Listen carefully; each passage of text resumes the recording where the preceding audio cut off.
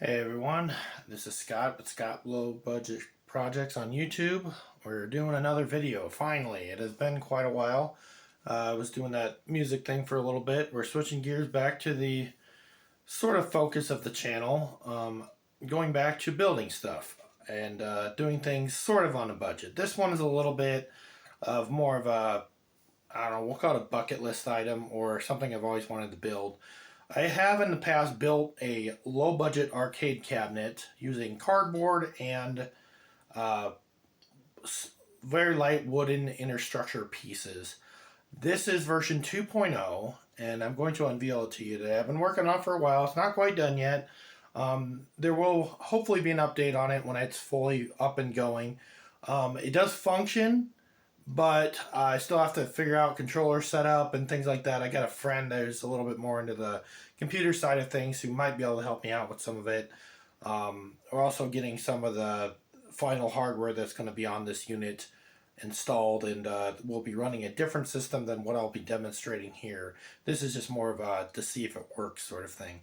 Okay, without further ado, I'm going to show you the arcade cabinet light version 2.0, and I will show you here in detail why it's considered a light version. Okay, as you can see here, here's our arcade cabinet. I'll take you off the tripod here and we'll kind of give you a walk around. So just a second. Okay, here's our arcade cabinet. We are using two Xbox 360 Hori joystick controllers. I believe it's a Hori Alpha controller, I believe they're called. I went with those just simply because I like the design of them. I don't have an Xbox or anything like that, so honestly don't know if Hori has a good reputation, bad reputation. My original arcade cabinet had Super Nintendo fight sticks, which were pretty darn good. I really liked them. Unfortunately, now that I'm going to an actual emulator-based arcade cabinet versus a system arcade cabinet, which is what I was using before, I had a Hyperkin Retron 5 that I was running, and it worked great. I was able to hack that system at one time, and it would play ROMs, which was great and did exactly what I wanted it to do. Unfortunately, something happened to the system where it is no longer able to play ROMs. I messed around with it, tried updating the firmware, all that, basically lost all ability to play ROMs. So basically that system only can do basic, like, it's essentially a console at this point, which to me, yeah, that's great and all, but I like the functionality of the multi-platform, turn it on and play whatever game you want sort of thing. And on that one, you would have to switch out cartridges to play different systems, but it was only one cartridge, so it wasn't a big deal. Whereas this one here is more computer-based. This is running currently, I might be switching to a Linux operating system in the near future. Currently running Windows 10. It's a old, I think it's a business PC. It's running an i7 Intel Pentium processor. Should be pretty quick for what I'm doing. I don't remember all the specs off of it off the top of my head. I can list them down in the comments if you guys are interested. This is a $400 computer. It has, I believe, 16 gigabytes of memory. I upgraded it to 19. I know that's a random number, but I happen to have some old RAM cards or RAM sticks laying around that happen to work in this computer. So I shoved those in there and, maxed it out as much as I could. Just because I had them, they weren't being used. Anyway, this arcade cabinet was not a pre-built thing. I built this from scratch. It is definitely not perfect. There are some things that I wish it was a little better. I am not a carpenter. I'm not really that great with working with wood.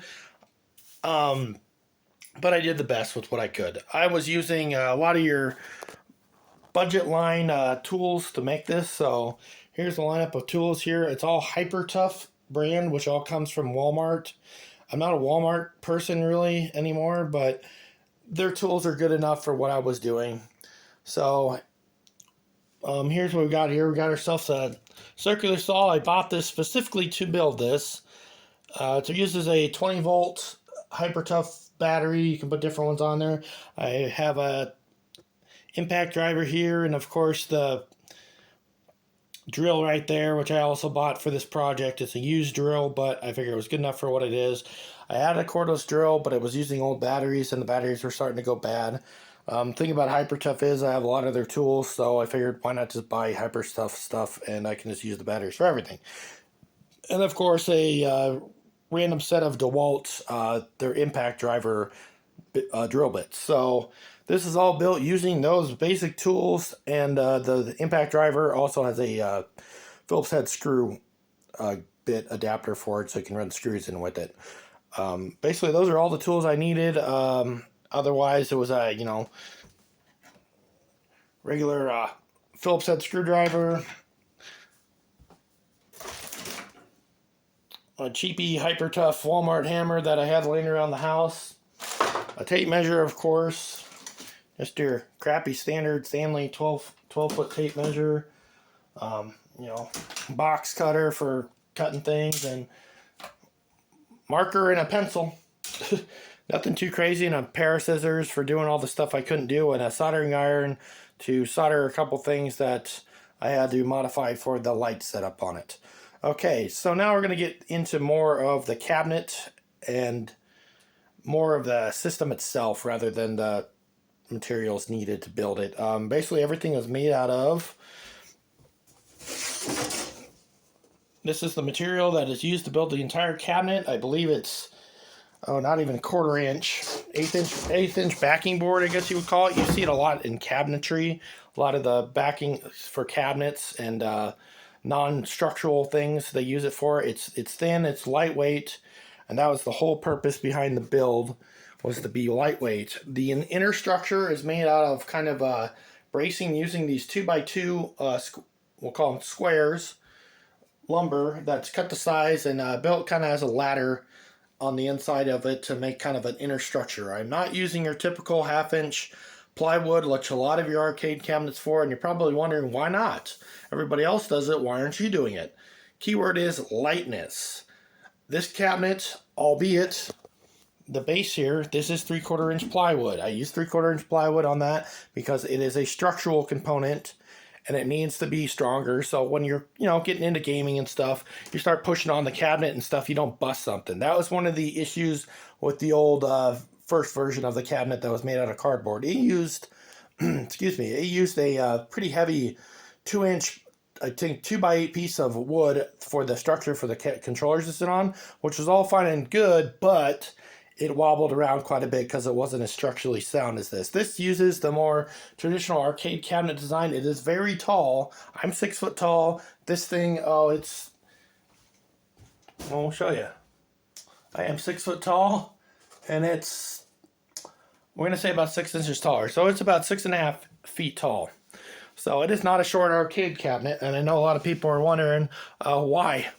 Why would you make it so tall? Well, for us adults, and nothing against you people that are of short stature, most average height is 5'11" or taller for most adult people, at least in the U.S. And the reason I say that is because when you're playing, you play normal arcade cabinet, you're hunched over playing. And you play for a while, your back starts to hurt, especially for older people. And, I'm not young anymore. I'm 37 years old. So, and the only reason I'm building this, it's kind of like I said, one of those wanted to, why not, let's try it, and finally pulled the trigger. And happened to get some gift cards to Menards, which is all this lumber, basically came from lumber and I believe it's oh man, I can't speak. Acrylic sheeting. That's what's used for the screen protector, and also will be used for the marquee, which I have not built yet. That is just your standard, really thin. I don't even know how thick this stuff is. I think I could read it here. It's 60 thousandths by 24 by 36 sheets. I bought 2 of them. That's what it's using, and it's an anti-glare one. I want an anti-glare because obviously monitor, TV screen in this case, I don't want to glare, and especially when you have a light shining down on it, it will make it worse. And yes, there is a light on this cabinet. I will show you that here in a second. Okay, so finally we'll get to I'm going to kind of walk around the basic components of the arcade cabinet, and then we'll go into a little bit of the finer details. Okay, we're going to start at the front here, which is kind of the, main component here. Usually just a regular panel in the front here. The reason it's easy to take apart is it uses what they call T-nuts, which are basically a hammered-in fastener, we'll call it. It's a hammered-in thing, and you can put a screw into it, and it holds it. I super glue these into the wood so they can't pull back out, and it's screwed into these, essentially screwed into these guys. And that makes it structurally sound in a way. So anyway, it's built kind of like a race car, if you want to think of it like that, whereas the panels can come off. The sides, both the left and right sides, have all the wooden structure to it. And then, of course, the front, the back, and then the top are all made to come off, as well as the underside of the marquee. So it all comes off, so it's made to completely be disassembled, as well as the inner structure, which I'll show you here in a little bit. It's all made to come apart. So a 10-year-old kid, in theory, could take this apart and carry it and load it up into a vehicle or put it into storage or whatever you're planning on doing with it, or even moving it to a different location if you got it in a family room and now you want it in a bedroom or extra room or whatever. That's kind of the whole purpose. It's supposed to be lightweight. Most arcade cabinets are 200 plus pounds. It takes 2, if not 3 people to move them, especially if you have them in a basement, upstairs, any place that has any sort of stairs. They're just a pain in the butt to move. That's the whole reason why I built this. Yes, there is some disassembly required, but realistically speaking, about, I'd say 20 minutes, you can have this thing completely disassembled and ready for transport, which sounds like a long time, but try moving an arcade cabinet in 20 minutes. You'll find out really quick that it's not as much fun as the people say it is. Or at least you're like, oh, arcade cabinet, that's fun. I've always wanted one. Then you realize that they weigh 200 some pounds. They're not fun to move around. I've moved one once and they suck. It's like moving a fridge. They're not fun. This looks like a fridge. It's bigger than a fridge, but I guarantee it doesn't weigh as much as a fridge. This arcade cabinet probably weighs a little over 100 pounds right now, and that's with it fully assembled. Computer, controllers, everything on it. That's the monitor. It's a 32-inch flat screen Insignia TV that I happen to have up in my bedroom, which I have since replaced with a different TV. This TV works fine for it. It's a good TV. But good enough for what it is. So anyway, we're continuing on to the cabinet side of things. Less me showing my face, more showing the cabinet, or at least trying to. Okay, so we got the front here. This is from a company on eBay. But all the hardware and stuff I wasn't able to get at Menards. I purchased off of eBay and just stuff I had around the house and repurposed it. This is a 3D printed arcade cabinet door. It is originally made to be a stick-on, but I wanted it to be old school. So these here, I'll show you real close. I give you links and names of the products, but I don't know off the top of my head. This is Ryu and Ken from Street Fighter. Ryu and Ken from this is Ryu, and that's Ken from Street Fighter. It's flipping around on camera, so it's kind of hard to get it in the right angle. Anyway, the coin doors are fake. There's nothing here. But this originally did not have a lock on it. You're probably wondering, why would you put a lock on a fake arcade cabinet? The reason the fake arcade cabinet has a lock on it is because, well, the computer's inside of it, and I need to be able to get to the computer to turn it off and on. Yes, I could somehow wire it up to... Camera error. Let's try that again. Yes, I could technically hook up the switch to the buttons, which these do light up, both of these, and they are technically a functional switch. But there's a lot of goofing around and stuff I'd have to do to the main power switch on the computer, and I really don't want to get that involved with it. So I prefer just to leave it like it is. That way, if I go to take it apart, I don't have to unwire things. Anyway, with that said, we'll continue on the tour of the arcade cabinet case. As you can see here, gotta zoom in a little bit. These are the fasteners that hold the cabinet together. We got 4 here, and then of course all the other screws here essentially. There are 2x2s bracing the upper and lower parts on all these panels to try to keep the flex to a minimum because it is pretty flexible.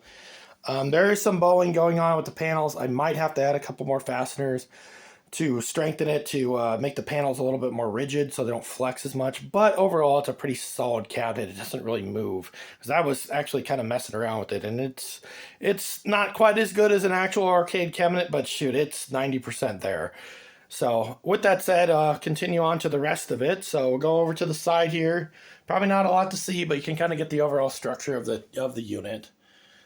So mine's kind of a more of an old school classic arcade, like you would have saw in like the early 90s, 70s, 80s, like that style. It's not the curved, like, I like the marquee. I like the extended marquee on them because then it allows you to put things underneath there like the speaker, and you can also hide a light underneath there, which is kind of why I went this direction with it.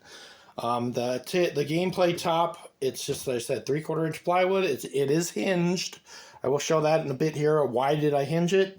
It'll make sense. It's for two reasons. One, so I can take it apart so it can easily come off. And then two, there are things underneath it that are accessible when I open it. So I'll show that here in a little bit. But anyway, here's the rest of the cabinet design. These are just all, they're like 3/4 inch long. I forget, number 10 screws or whatever they are. Phillips head, everything's Phillips head on this, or this one's like a combo drive Phillips square head. Anyway, on the back here, this is where it gets a little warped, unfortunately. I'm sorry for the mess. I built this in the kitchen, so there is stuff kind of everywhere, dishes, things like that. So sorry if it seems a little, you got a lot going on in here. It's yeah, it turned into a bit of a mess, but in the process of it, I'm not quite done with it yet. I'm still waiting on a few things. Anyway, here's the back portion of it. We got a fastener here, fastener here, fastener here. And see my finger, fastener here.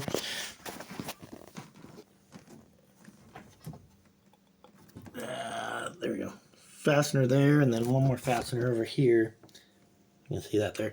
So there's 6 on the back. I might end up putting 8 because of the way it's designed. And then, of course, up on top, which you can also see, there's this fastener here. I will be putting washers on these. I have these stainless steel washers. Or I think they're stainless. They might be just zinc plated, but it's to kind of make the panel lay flatter. But yeah, you can, as you can hear, there's nothing underneath that. It's pretty hollow, and then you can see some of the panel gaps and stuff. Unfortunately, that's just the way the cabinet sits. It's not finished or anything. This is just all essentially backing board plywood. There's no polyurethane or any sort of covering on these. So it will be getting painted black. I have cabinet paint for it. It's Rust-Oleum cabinet paint. Got no affiliation or sponsorship with them. It was pre-mixed, ready to go, and I said, I'll take that. And then I bought a cheapy roller and brush set from Menards, and we'll be using that stuff. And hopefully a gallon's enough to do this entire cabinet. If not, well, we'll get creative and either go buy some more or do something with like spray cans or something. I'm not sure. But most part, the main thing is the outside of it's going to get painted. I'm not going to focus on the inside of it because you don't see the inside. Okay, so now we're going back to more of the structural components of this. Okay, we got your controllers here. Of course, you got your monitor here, and I still have the plexi or the acrylic sheeting cover on it because I still got to paint this, and I don't want it to get scratched and stuff. But it does function. Like I said, the TV turns on, the computer functions. The speaker works. The marquee, this isn't real yet. It's just paper. What I'm going to end up doing is taking that acrylic sheeting, cut out a marquee for it, and essentially put this paper behind it. This isn't the final version of this. I got to do some trimming and stuff, and we're going to redo it. The system that's going to be run on this is called Hyperspin.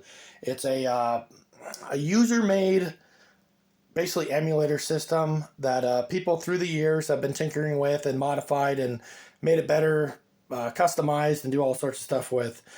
I have a little bit of knowledge with it, but I'm far from an expert on it. So if you need help with that sort of thing, there are forums and things that'll lead you down that path. I have no affiliation with them. It just happens to be a system that I have used. It seems to work. This currently is running with it is currently running a program called RetroArch, and I was trying to use Emulation Station on it. Unfortunately, Emulation Station has some issues with controllers, especially with the ones I'm trying to use. I am trying to use, like I said, these are Xbox One fight sticks. They do not work with all the games that are on the system, so I'm a little disappointed in that. I was a bit of a big oversight on my part. I wanted joystick controllers because that's the whole, you get the nostalgia of the arcade cabinet, and they were, designed to have joystick controllers. Well, unfortunately, most of the games that are on this system are console games, and they require you to have a modern controller like a Xbox controller, or in my case, a PlayStation controller. Here's a knockoff. You know, this is a PS3 knockoff controller. This unfortunately doesn't work because it's a knockoff. Learned a lesson there. Don't buy knockoff PS3 controllers. I can, however, use things. This is a PS2 DualShock controller. This will technically work. It will just be run under a generic, I think 12 or 14 button controller. Other things that can work, although limited functionality. This is what they call a Moga Pro. They used to sell these everywhere. You attach this to your phone. See, it has a thing here. It looks kind of like an Xbox controller. Go figure. It's actually a very good controller. However, and I don't know if it's just my particular controller, it has your regular typical buttons on top, L1, L2. Well, L2 and R2 do nothing. It's like they are either not mapped or they forgot to hook them up when they made that controller and there's just nothing there. Or they just straight up just lied and said that it had those buttons and it doesn't. A little frustrating. Unfortunately, I probably won't use that controller. I like it. It's a nice controller, but it doesn't have all the buttons needed to play some of the games.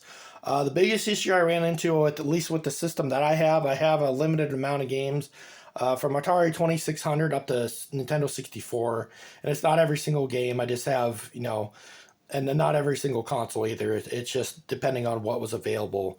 I had a preloaded Hyperspin thing in the past.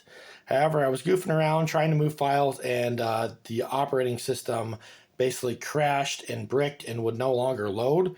However, I was able to access all the ROM files, so I borrowed the ROM files and put them either into RetroArch or Emulation Station, which is known as ES-DE for all you people that don't know what Emulation Station is. I didn't know anything about that program either. My friend who I was mentioning earlier, who's a little bit more into computer stuff, he's the one that led me onto it, and we got those games to work. There is some, like I said, some compatibility issues with, unfortunately, with the controllers I'm using, unfortunately. N64 is the biggest one I'm having issues with because they have so many controls on their controller. Super Nintendo stuff works fine with the fight sticks. Sega works fine with the fight sticks. Nintendo, of course, works fine with the fight sticks. All the Atari games work fine with the fight sticks.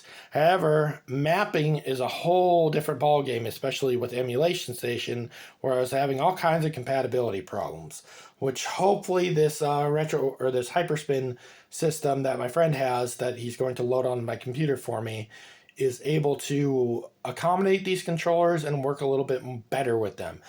I do not have an Xbox, like I mentioned. I have had PlayStation stuff in the past, so I'm a little bit more fond of PS1, 2, 3 controllers. So, with that said, I have these PS3 controllers. I know I mentioned this one doesn't work, but I have a legitimate one, which I'll show you here in a second.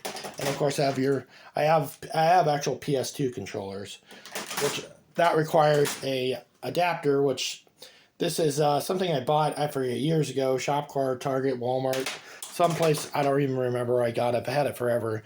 That one also plays Xbox and I believe GameCube as well. And also has a couple of USB ports just to use it as a USB hub if you wanted to. It is made for a computer. It's a USB drive. Okay, anyway, going on rants, I know, but trying to fill you in as much as I know about what I'm using here. Like I said, I am a bit of a hobbyist when it comes to this stuff. I am far from a well-known user on this stuff, so I know some things, but I am far from a user expert, and some of the stuff I might be just completely off on or just don't know what I'm doing. And sometimes it just comes down to experience, and to be fair, I'm just getting started in this, so I don't know a lot of this stuff. So anyway, with that said, I'm going to continue on showing you all the features on the cabinet. So, okay, so I was showing you, okay, I got these two arcade style joysticks, fight sticks, whatever you want to call them on here. They're made for an Xbox.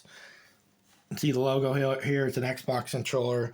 They're called a fighting stick is what they're called, and the brand is Hori, if you didn't know. Hori is the brand. Anyway, this is kind of a customizable thing. You can take these off. You can put different overlays and things on them if you want to have your favorite video game character or manga, anime, whatever. If you want to picture yourself on it, sure, you can do that too.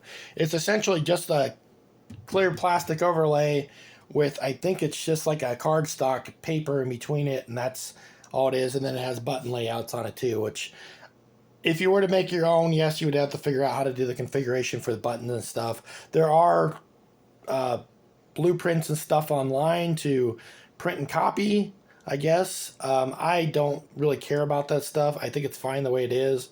So personally, unless I get really creative someday, which I do have my spurts, as of right now, it's going to stay this way. So, okay, next, kind of the hat trick of this. I made it so this has hinges. And you're probably wondering, how do those controllers stay on there? It's the modifications. So, if you're familiar with the Hori controllers, they have a flip-top, customizable cabinet kind of design on them. Well, I took it one step further. I'm leaving all these controls and stuff alone in here because for my purposes, they work. I did one extra step though.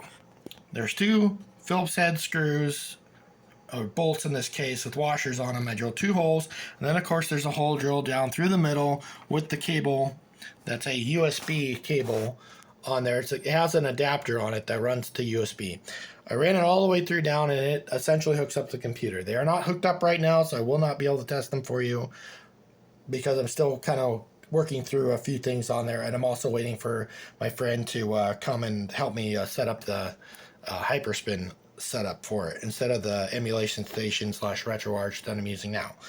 Anyway, the hat trick on this thing, since these flip up like this, and you're probably wondering, why does that matter? Cool, you bolted them down. There's more to it than that. Okay, your one-player game, for example.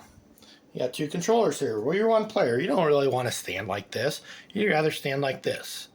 Or, you'd rather look straight ahead at the screen versus at an angle if you're just one playing, I think anyway. 2 players, you don't want to be crouched shoulder to shoulder next to your buddy or friend or family member, whatever. Or a random stranger if you put it in a public place, I guess. And so, yeah, it can be a bit awkward. Well, I thought of that and came up with an idea. These are bolted down, obviously, but there's something else they can do. So I'll show you here on the second player controller or first player, depending on how you want it configured. See how that moves? I just moved the controller up and down.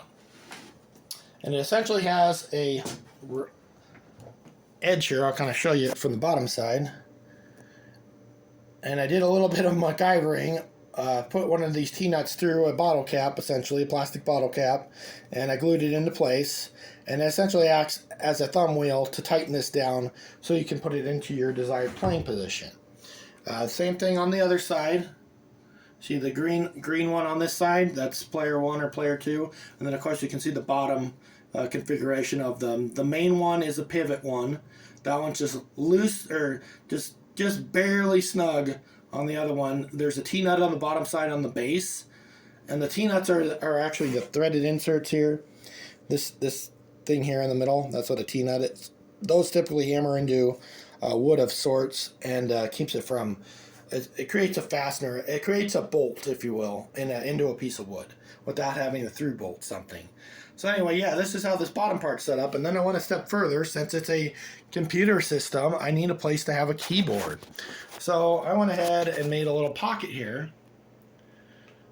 If I can even show it. I'm having a hard time with the phone today because front camera, turning it sideways and trying to look at it's a bit hard. So anyway, I got my wireless keyboard in here, and then of course got the remote for the TV. The TV is a bit of a trick to turn on without the remote. You would have to flip this up every single time, and then push the button underneath here because it's hard to reach when the panels or when this top is down like so. So I'll snug this controller back up so it doesn't move. And sorry if the camera keeps flipping up and down on you. It's going to be like that, unfortunately, because that's just how I'm making the video. And like I said, this is just on my phone, so bear with me. Okay, so now, anyway, I showed you that part, so I'm going to go on to one of the other functions. That is just a under cabinet LED light, also purchased at Menards. Originally, they have a rocker switch to turn the light on and off, you know, like one of those inline white rocker switches. I can show you here. I have another version of it here. Essentially one of these. And here's a modified version of it underneath here. I tinted this one. Originally I was going to use this in that cabinet as well, but the lights are very bright, and it's a little bit too bright for gameplay, so I took it back to one instead of having two lights in here. Because originally I was going to have one underneath and then one strictly for the marquee, but I figured why not just use one for both. So I ended up taking out the rocker switch and use a clicking push button switch. So it's not a momentary switch, it's an on-off push button switch. And that turns it on and off. Yes, it's a little clicky, but I figured it looks a little bit more authentic as far as the arcade cabinet style goes. Rocker switch maybe would have been a little better choice, but finding one that's designed for 110, 120 volt, it was a little hard to find one that looked appealing in my opinion. So I went ahead and went with that one. I know it's probably not the best choice, but I was trying to find something unique, but I was having a hard time finding one that was designed for specifically 110, 120 volts. So rather than take something and burn it up and, you know, cause a fire, I figured I'd use something that was actually recommended for 110, 120 volt usage. So there were a lot of them that were rated for, you know, higher voltage, but the amperage was all over the place. I'm like, I don't know how many amps that is, and let's just do, you know, this is essentially made for an appliance, this switch. So I know it's safe for 110, 120 volts. So anyway, now that I've showed you all this stuff, here's the marquee lit up. At least there's a, and see how I was saying I got to do a second version. There's has these lines in there because it's essentially a regular printer paper taped together essentially, and the lines of the overlap in between. So I need to trim and do some things there. It's just taped on here right now lightly with some masking tape. Next thing I'll do is we'll fire up the computer here for you and kind of give you an idea of how things work and what can be done with what I'm doing. Okay, so on the back side here, I'll show you the coin slot. Okay, so down here you got your coin slot.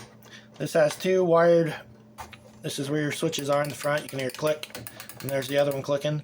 And then it just has this lock here, and then I took another one of those 2x2s, I cut a slot in it, so this lines up with it and it locks in. Anyway, the wiring for these two buttons here is just a USB power, so it just plugs into the USB port. I was trying to keep it simple, that way it doesn't look too tacky. Again, another one of those things, yes, I could have wired it a different way and made it look a little sleeker, but that's not really like a visual part of the cabinet, so it's inside, you don't really see it. And they light up red when it's on, looks like actual coin slots. So the other thing, I have a PS2, or well, I don't have it plugged in, rather. I have the USB cable to go to a PS3 controller, and this is just plugged into the USB slot. Anyway, this is the regular. This is a USB mini, older style thing that they use. But anyway, you can do that, and to turn on the cabinet, you kind of have to feel around in here, but power button's up to the left here. Power on the cabinet. You're probably wondering, why isn't the screen on? Well, got to turn the screen on. Just like a regular TV. Okay, insignia pops up.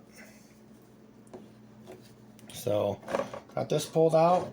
Well, we need a keyboard. Try not to drop this on the ground. Or drop this, not on the ground, but down. And now it's booting up. Going, I said it's running Windows 10 right now. And that's what this computer came pre-installed with. Because at the time, when I was doing this installation, I had another Hyperspin arcade specific USB drive for it. Unfortunately, and I don't know what happened, I was a little, well, pretty mad about it actually. I paid over $100 for this thing. It was like a 32 gigabyte USB stick with a bunch of arcade games on it. All your main games, all your Neo Geo, all those like classic arcade games, everything from Metal Slug and all those sorts of fighter games, Tekken, all those games, they're all on there. As well as 1,000 other games I really never wanted and really have no intention of playing, which, well, unfortunately I can't anymore. Anyway, at some point, I unplugged the USB drive. I just set it down on my desk and went on my merry way. It sat there for a couple months. I went to plug it into this computer when I got it, and it won't load. Won't do anything. We looked at it. I had my friend come over who's good with computers, and he said, I don't know what's up. It ain't working. Something happened. So something happened to the USB drive, and I can't get the programs to run anymore. The USB drive was formatted to work only with Windows 10, which I have, and it will not open. It won't do anything. You can't even go into the file folder. It just says there's an error the first thing when you plugged it in, and I don't know how to fix it, unfortunately. I am not a computer guru. I know enough, but not that much. And unfortunately, that's a little bit beyond my comfort zone. So anyway, computer's booted up now. You might see some weird stuff. There's there's that cover I tell you is still on the acrylic. It's a cover, and it's got like some we'll call it a watermark for lack of a better term. So there's it has this like blue stuff on it. So, and it has words and stuff. It says non-glare Plasticurite. I don't know how you pronounce that, but but anyway, that's what I'm using. It seems to work pretty good. It does a good job. The other thing is, as far as mounting the TV in here, I got a desk mount. It's a desk mount. What do you want to call it? A desk mount monitor mount, if you will. It's got a threaded piece that sits on your desk, and you clamp it to the back side of the desk so it doesn't intrude on your desk space. That to me worked best in this space because I needed a way to hold it so it wouldn't wobble around. On the inside of the cabinet, and maybe I should have showed that a little sooner, which I can still show you right now, as well as grab out another crucial component. On the inside of the cabinet here, might be a bit hard to see. You can see 2x4s running side to side here. You got one on the front and the one on the rear.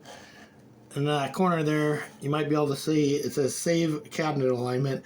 That is to put this inner structure in. There are through bolts with T-nuts on each of the crosses. So there's one that way, one this way, one that way, one that way, and that holds it to the bottom 2x2s. So this inner structure is not sitting on the ground. The upper part is essentially just a ladder. I made another upper part like so, and then it goes across underneath. You can't see it inside here. I can probably stick you under here. You can see the clamp mount for the TV, and then there's just a 2x4 going across.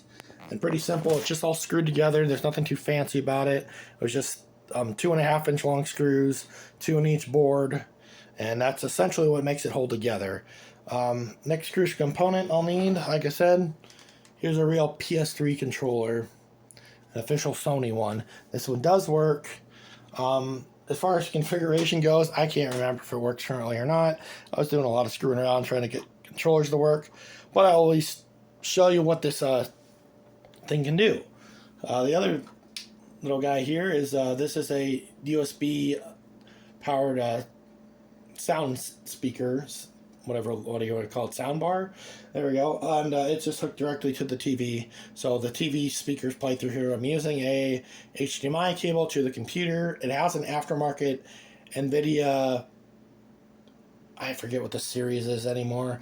It's a like 2020-ish series in NVIDIA GTX graphics card. I forget. It's not a high-end one. It's kind of your mid-tier. Good enough for what I'm doing with it. Works good for this sort of thing. But anyway, we're going to fire up. First, I'm going to fire up Emulation Station and show you what it's capable of doing, which I think is pretty cool.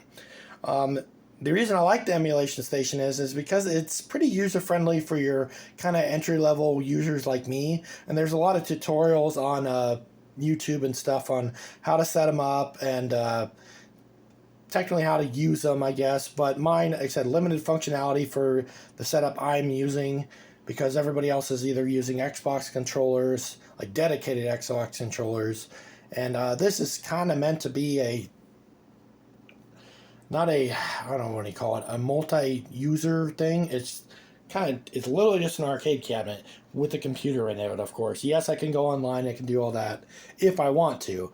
However, I don't think I'll be using that functionality just because this isn't really my main computer. So I'm going to do my best here to kind of show you guys how I run Emulation Station.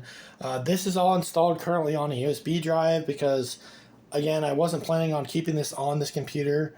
RetroArch, unfortunately, installed on the desktop because it wouldn't run from the USB drive because there was some sort of file issue. Again, not a big computer guy, so I don't know. Something didn't like it, so I thought it had to be on the hard drive. It couldn't be on an external drive. So we'll fire up Emulation Station. Simply again, this is running Windows 10. In case you're wondering what's different, if you have Windows 11, yours is going to look a little different. This is still Windows 10. So anyway, open up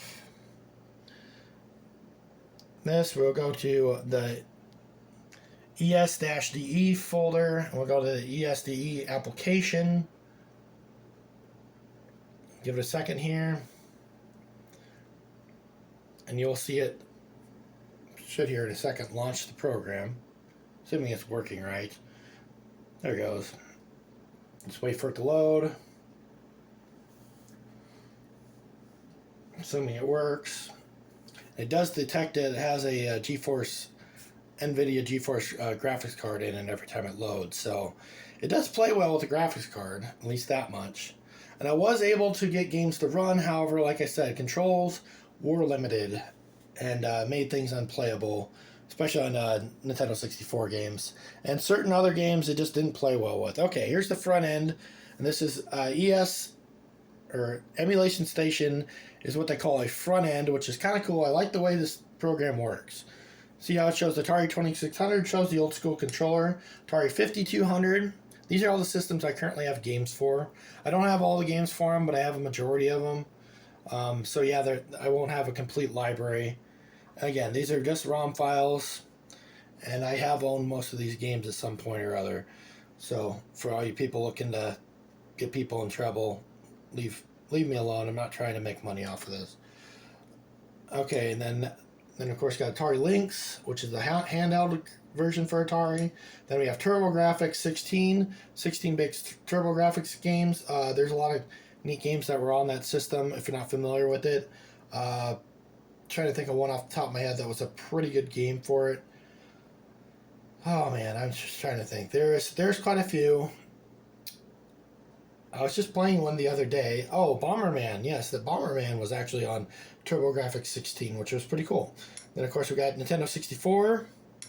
Then we have original Nintendo, and we got Super Nintendo, Sega Game Gear, Sega Genesis, and Sega Master System, as well as Sega 32X, which some of the Genesis games do cross over to, as they use a lot of the same things.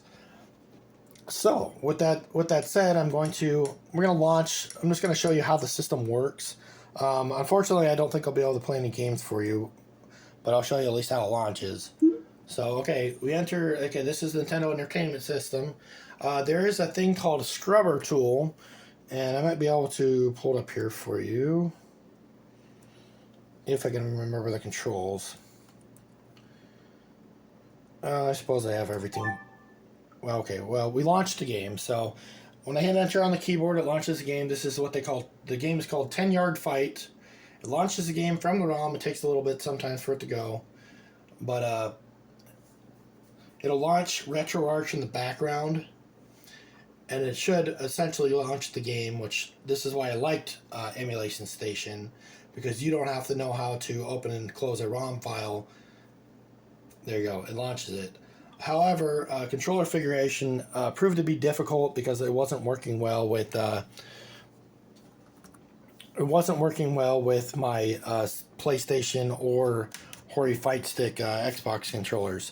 I don't have any regular Xbox 360 controllers, so I can't try those. I should have gotten some, but I like my Sony stuff, so I'm going to try to make PlayStation 3 controllers work. I could technically make PS2 controllers work, but I only have one adapter to do that.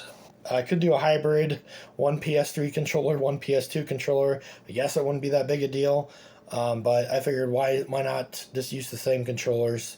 And the second PS3 controller I'm going to be getting is white, so I won't get the controllers mixed up when I hook them up, because I would imagine they'd be, I don't know if they identify, one different from the other, but at least you'll know which one's player 2, I guess, so you don't actually grab the wrong person's controller.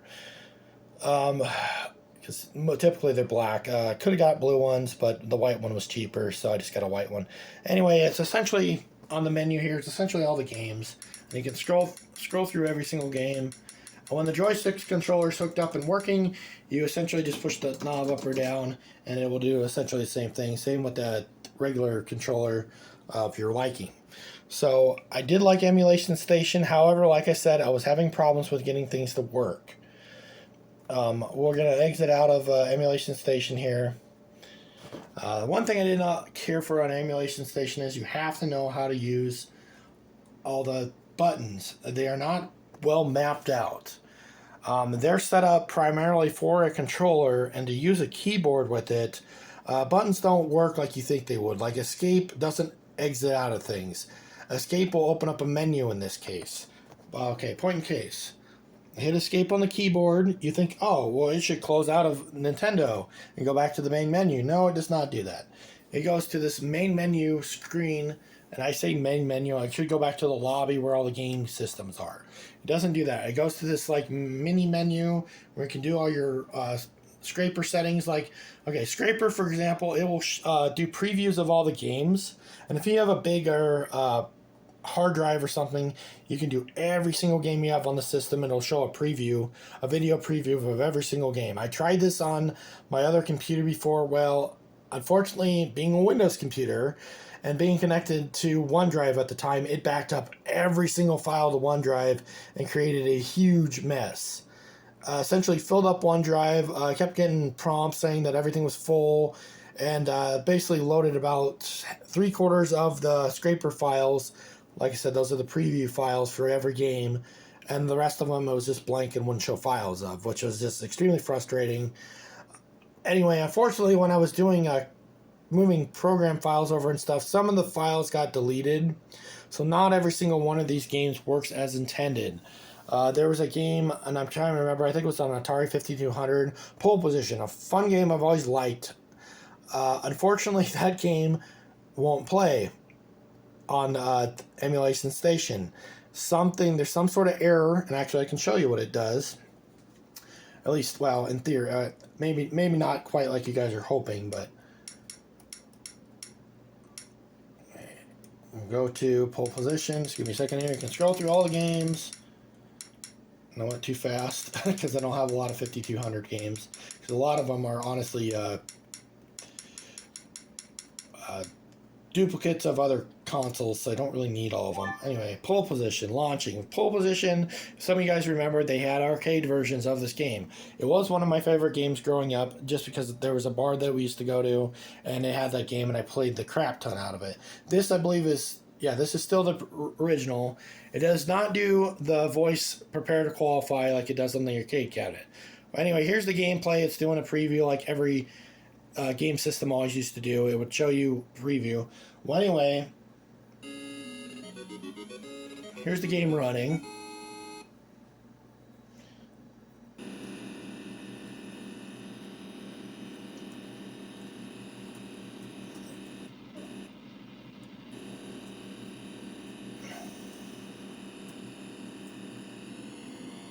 Am I actually going to be able to get this? Wow. Talk about eating your words there. The game works now. Before I kept saying there was some sort of error and it wouldn't let me steer and I couldn't accelerate. And that was just using the keyboard, which the keyboard configuration is all jacked up.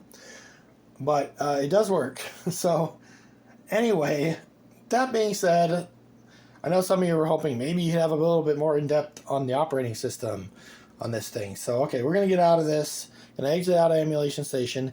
It works great. I like how it's set up, but it needs some more user inputs.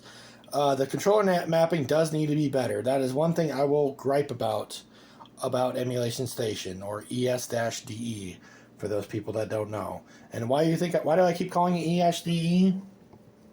Because right there it says quit ES-DE. That is what they call this program. So I will quit it. We'll exit to the main menu. Okay, now we're back on the desktop. Next, I'm going to try running these programs in the program called RetroArch, which is a back-end emulator launcher program, which is what you need to run Emulation Station, because it has essentially all the files you need to run Emulation Station. It has all the emulators that you can actually download, which I like. RetroArch is actually a pretty good program. I'm actually a fan of it.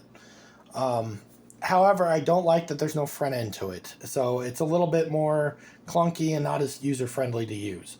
That's my biggest gripe with it. Some people may not care. If you only want to play one certain game, it won't really bother you. But for me, somebody who likes to play multiple games, where I want to back out, I played a game for 20 minutes, I'm bored, I want to try a different game now. That sort of thing. This isn't exactly the best platform to do so. Okay, now you see the main menu on RetroArch. You have main menu. And I can scroll down here. You got your restart, your quit, your show desktop menu, configuration file. Okay, online updater. This is something I want to show you guys how this actually works. You can hit Z because stupid controller inputs. Okay, so here's what you do if you want to install an emulator that works with Atari, Nintendo, any of those systems. You go to what they call Core Downloader, and in my case, I have to hit Z, and it says here fetching core list. So I'll wait here for a second. Okay, now the whole list of all the ones that are available. There are some it doesn't have. All the different systems it's had installed on it, or at least has the emulators for, and there are quite a few.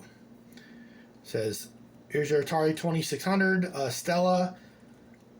You got Atari Jaguar, you got Atari 7800, Atari 5200, Atari Lynx, Coleco stuff, Commodore stuff if you want. It's got some DOS stuff if you're into DOS games. It got Fairchild Channel F for the original games if you want to play Pong and like those very old games. Trying to think all the other ones. It's got Mac 2 if you wanted to. You got Magnavox, Odyssey 2, all those things. It's got Microsoft compatibility for older things. It's got NEC or PC Engine, which is my TurboGrafx stuff. And that works pretty good, honestly. It's got Nintendo 3DS, if you want to play those games. Game Boy Color, Game Boy Advance, GameCube, as well as Wii. It also has NES and Famicom, Nintendo 64, Super Nintendo, Super Famicom. It's got Virtual Boy if you want to play that. It's got Philips CDI. So there's a whole bunch. You got Sega Dreamcast, you got Sega Mega Drive, Game Gear. Essentially all the Sega consoles are on here. Sega Saturn, that's all on here. Genesis, Master System, 32X Sega CD, it's all on here. You got some of the Sharp systems if you're familiar with those. It also has SNK, Neo Geo stuff as well, which I don't have any of those, but it also has that. It also has Sony PlayStation 2, PSP games. I have to scroll through it again. It looped me back to the top. I hit it one too many times.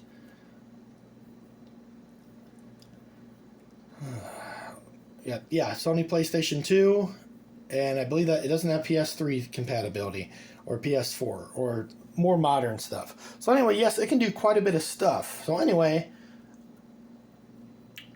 we're going back to where I started, back to the desktop. I'm going to launch it again, and I'm going to show you how to play a game, or at least launch a game on RetroArch.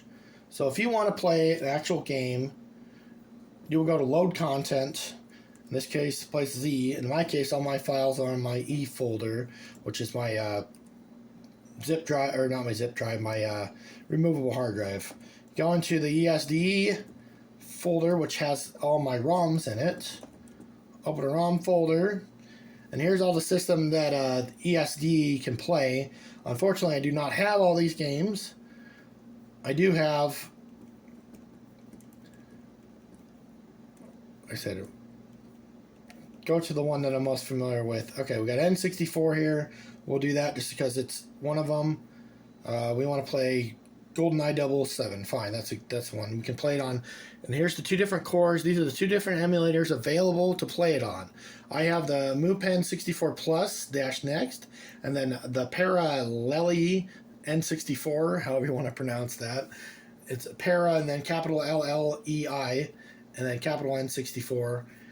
Those are the two ones to do. The MUPEN 64 Plus seems to work pretty good. I hit Z to launch it, and it should be launching here in a second. And it actually does load quicker because you don't have a front end to run it through. And here you go. Here's James Bond 007. And startup sequence for the game. So, a little glitchy because emulator stuff, but anyway, trying not to get copyright struck too much. There's the ability of this cabinet as of right now. I will show you. I have a controller to use, but unfortunately, it's not going to work like I want it to, so I'm just going to, kind of a moot point at this point. You get that a controller can be configured with it because the keyboard works, and I already have joystick controllers on here. Like I said, the joystick controllers will only work for side-scrolling, a lot of your 2D games and fighting games. It will not work for, well, a good example, Mario 64, any game that has 3D, like, walk-around and, like, camera angle stuff, it won't work with it because it doesn't have enough buttons. It literally has, like I said, it has the buttons you see here, and unless you somehow figure out how to do some sort of dual controller setup, I guess you could probably get it to work that way, but honestly, to me, it's a bigger pain in the butt than it's worth.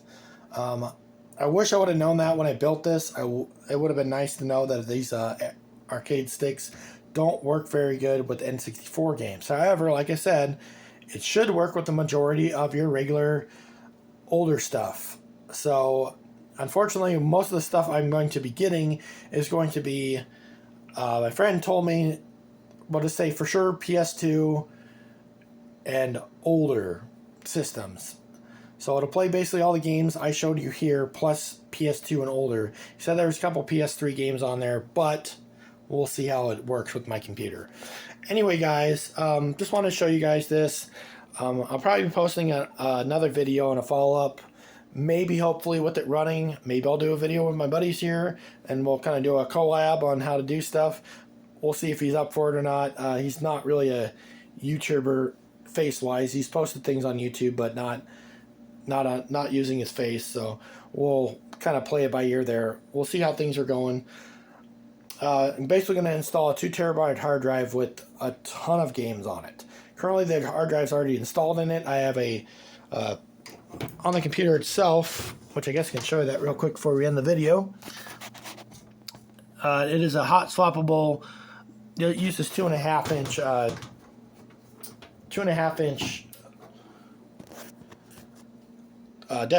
laptop small hard drives, and the one I got for the Hyperspin games is a what do you want to call it, a non-spinning disk or SSD drive, so it should be pretty quick. Currently, this operating system is running off of I think it's a 1 terabyte C8 small 2.5. I think it's just a spinning disk hard drive. There's nothing special about it, but it's a 1 terabyte hard drive, so it can hold quite a bit of stuff. 2 terabyte, however, is what it required to have all the, I think you said 50,000 games or whatever like that, which, like I said, most of the games are just going to be just stupid things you would never play. A lot of your bar games and casino games that, I guess if you're into that sort of thing, fine. But yeah, how many versions of blackjack and mahjong and those sorts of games? Roulette, blackjack. If I hadn't mentioned that already, poker. I'm sure there's probably 50 versions of those, probably more than 50. Because I know for a fact the arcade one I had a ton of mahjong Japanese games, and some of them were like adult stuff where it's like, why is this a thing? It's the stuff you used to see in bars back in the days. It was like strip poker and like really just not family friendly stuff. So it's like, okay, this really doesn't need to be on here, and I'm never going to play it because I don't care about this stuff. And I have better things to do at my time than look at pixelated, adult content. So, sorry about the tangent there, but just something to keep in mind if you're going to get these systems. They're not exactly set up for everyone, they're just kind of set up for general use. That's the best way to put it. You do have to have a little bit of user end experience to run them. The one that he has should be a self-launching program, which I'm excited to see how that works and if it'll work well with my operating system and stuff like that. It should be a standalone, so I should be able to just launch it directly from its own. I think it has its own operating system installed. It might use Linux, I'm not sure. Or it could use an Android or some sort of smaller utility-based operating system. So it should launch quick and run fairly decent. He actually has it on one of those mini PCs and runs it off of his TV down in his living room in his basement. And I've watched him play it a few times. It seems to work pretty good. He has Xbox controllers, though. I'm going to try doing it the hard way with PlayStation controllers. And if possible, I would like to make the controllers wireless, because they are designed to be wireless, but you can plug them in and use them as regular controllers if needed. So, with all that said, again, voila, we have a working arcade cabinet at this point. Perfectly working, no, tweaks are needed, but pretty darn close. Like I said, still need to paint it. A couple final touches. Like I said, I got to fasten up some hardware a little better, to make the panels fit a little tighter, not bow because they're thin. But otherwise, it's a functional concept. It works. I strongly recommend, if you're going to build an arcade cabinet, do it this way. So many people I see that have given up on arcade cabinet projects, give up on them because they move or lose interest in the project, and now it's got to be moved. And then, of course, in the listing is always heavy, bring somebody to lift, or help load. Always. This one, bring a Phillips head screwdriver, or bring an impact driver, or a screw gun, whatever. You can take it apart in 20 minutes, load it into your SUV, truck, whatever you have, take it home. And it's not that hard to do. And like I said, this is how I think people should build arcade cabinets. Anyway, guys, thank you for watching. I hope to see you guys on the next one. Like, comment, subscribe if you haven't already, and we'll see you on the next one.